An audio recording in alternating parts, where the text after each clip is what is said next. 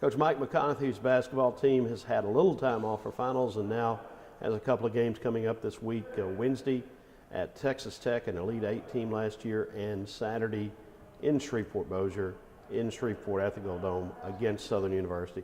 Mike, with the break because of finals, how much work have you gotten in with your team, and what's happened between the last game at Texas A&M and where we sit today?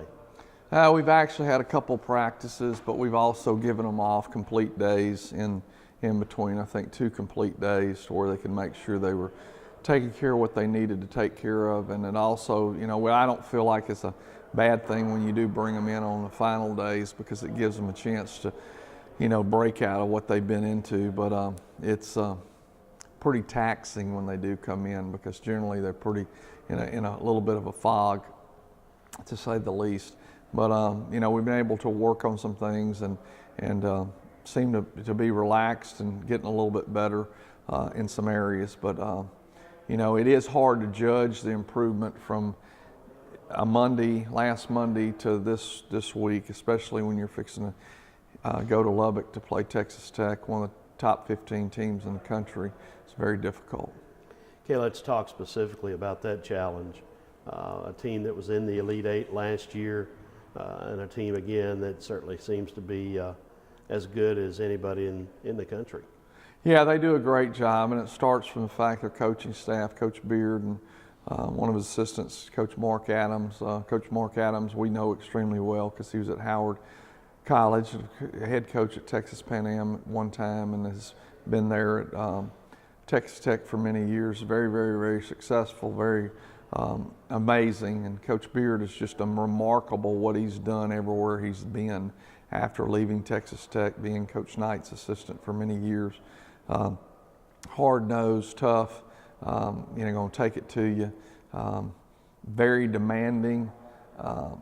And I say that in a positive way. I don't say that in a negative way. They're just very, very talented, and he gets the most out of his guys. And I think it's one of the things today that is very impressive, because it's very difficult sometimes to get the most out of the people that you have playing for you in this day and age.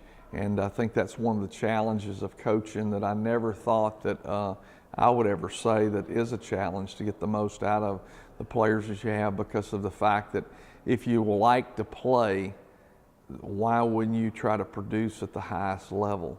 And I think that's pervasive in all society, that people are a little bit apathetic. So to see what they're doing with their team is just really, really remarkable. Then your team turns its attention closer to home to play Southern in Shreveport on Saturday night. The Jaguars and the Demons haven't met in 12 years. An opportunity for local and area fans to see a good in-state matchup.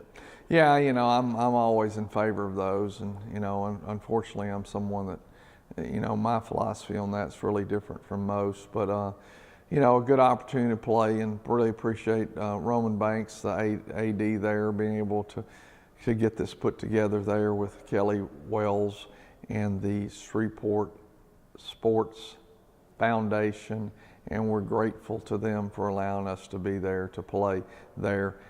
Billy Montgomery, a big part of this as well, who's very active in that organization.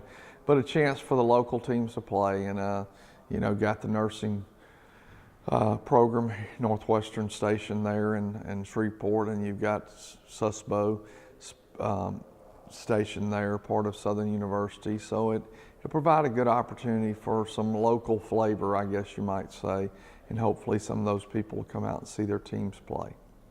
What about the matchup basketball-wise? You know, I check into it. I think that Southern's has a lot of several grad transfers. They've got some big kids. I think that they're much better than the record, but I think we're a lot better than our record too. I mean, because we're both kind of caught in the middle of what I call the guarantee gauntlet, and it's a difficult stretch, and we're just hopeful that, you know, we can get through the one guarantee game before we go into playing them, and have a great sense of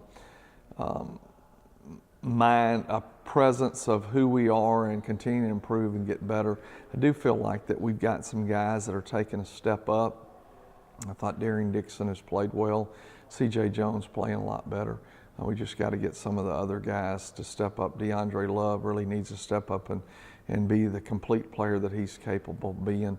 And, you know, some other guys as well. I mean, we've got a lot of guys we've given a lot of minutes, a lot of opportunities to, and, you know, we want to continue to be able to do that. But the production level needs to start meriting the amount of time that they're playing.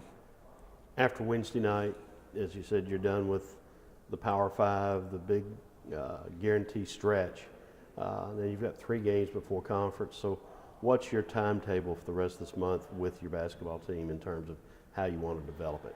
Well, I mean, we'll be coming back home on Thursday, and we'll get prepared for the Southern game. And then from there, we have Louisiana College on Tuesday night. Rennie Mason's team be coming in here, 6:30 game. And then we've got Champions College on December 30th, a Sunday afternoon tilt. And what we'll be trying to do is trying to do the best we possibly can to get ourselves ready coming into the 18th game. Then we'll take off the 19th to 25th, be back here the 26th to play, and then from the 26th headed into conference play. And so we've got to start really, yes, narrowing down the scope of who's playing, who's not playing, narrowing down the scope of what's most effective for us as a team. And you know, when you go back to looking at some of the things that have been a highlight in the games, Alabama A&M comeback win was playing some zone and playing some three-quarter court press. I think that's something that possibly we need to look at. We need to look at trying to get to where we're more productive shooting the basketball. You know, all the talk about analytics, and I read something recently about how everybody talks about the three-pointer, but really and truly rebounding and field goal percentage are 2 of the things that really factor in as much as a three-pointer. And those are some things that I think that we need to really improve in. There's our rebounding and our field goal percentage and getting shots in close and doing that. We were doing that early on until we had 2 really just devastating nights for shooting. So hopefully we can improve and try to get back to that position there. But right people taking the right shots unguarded and then rebounding missed shots and getting putbacks can really help us become better.